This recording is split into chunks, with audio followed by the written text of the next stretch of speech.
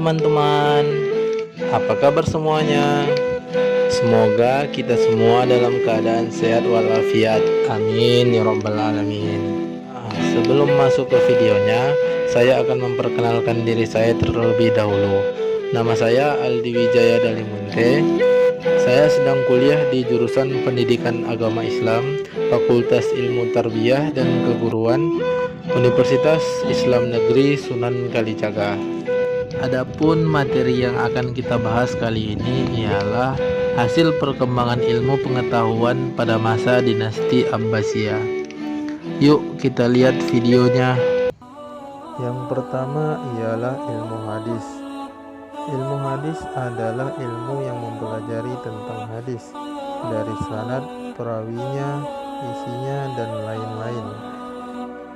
Adapun ahli hadis yang terkenal pada masa itu ialah yang pertama Imam Bukhari dengan kitabnya yang terkenal dengan Sahih Bukhari atau Al-Jami'us Shalih. Yang kedua ialah Imam Muslim, yang mana kitabnya yang terkenal dengan Sahih Muslim. Yang ketiga Abu Daud dengan kitabnya yaitu Sunan Abu Daud.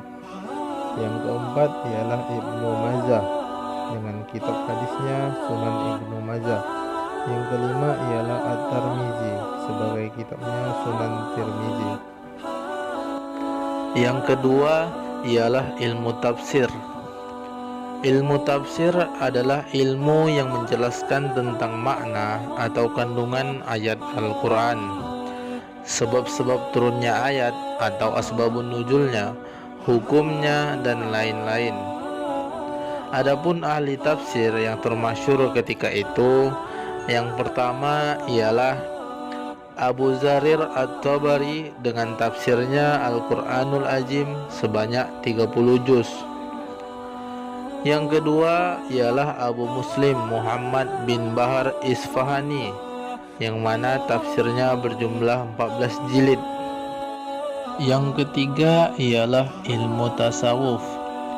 Ilmu tasawuf yaitu ilmu yang mengajarkan cara-cara membersihkan hati, pikiran, dan ucapan dari sifat yang tercela, sehingga tumbuh rasa takwa dan dekat kepada Allah Subhanahu wa Ta'ala. Hasil ilmu pengetahuan yang keempat ialah filsafat Islam. Filsafat Islam adalah pengetahuan dan penyelidikan dengan akal budi mengenai hakikat segala sesuatu yang ada, sebab asal hukumnya atau ketentuan-ketentuannya berdasarkan Al-Quran dan hadis.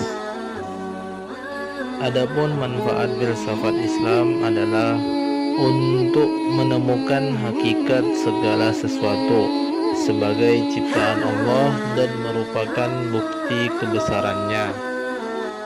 Nah, tokoh-tokoh filsafat Islam pada masa dinasti Abbasiyah yaitu yang pertama Al-Kindi, kemudian yang kedua Al-Farabi, yang ketiga Ibnu Sina, dan yang keempat Ibnu Rushd.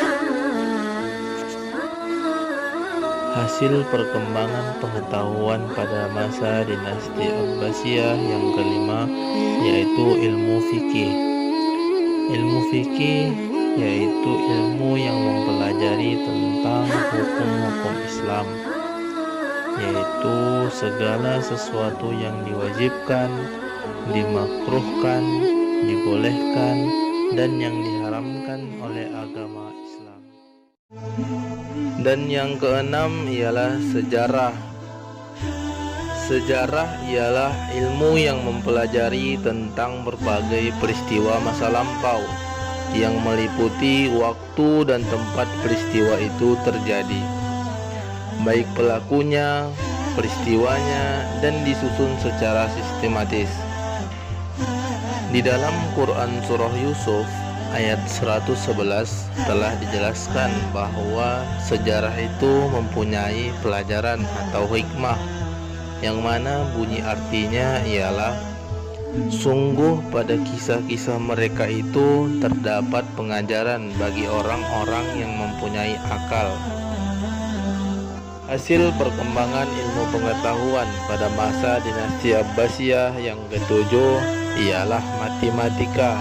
Nah, pada ilmu matematika ini tokoh-tokohnya ialah yang pertama Al-Khawarizmi, yang mana beliau menyusun buku Al-Jabar dan menemukan angka 0. Angka 1 sampai 9 berasal dari Hindu yang telah dikembangkan oleh umat Islam atau orang Arab. Dan tokoh yang kedua ialah Umar Khayyam, yang mana beliau menciptakan buku Treatise on Algebra, dan buku ini telah diterjemahkan ke dalam bahasa Prancis. Dan hasil perkembangan ilmu pengetahuan pada masa dinasti Abbasiyah yang terakhir itu ialah astronomi. Astronomi adalah ilmu yang mempelajari perjalanan matahari, bumi, bulan, dan bintang-bintang serta planet-planet lainnya. Adapun tokoh-tokohnya antara lain, yang pertama Abu Mansur Al-Falaki, dan yang kedua ialah Jabir Al-Batani, mana beliau pencipta alat teropong bintang yang pertama. Terima kasih telah menonton. Jika ada kesalahan penulisan atau penjelasan, mohonlah dimaafkan karena kita masih sama-sama belajar. Video ini dibuat untuk memenuhi tugas sejarah Islam klasik. Saya akhiri. Assalamualaikum warahmatullahi wabarakatuh.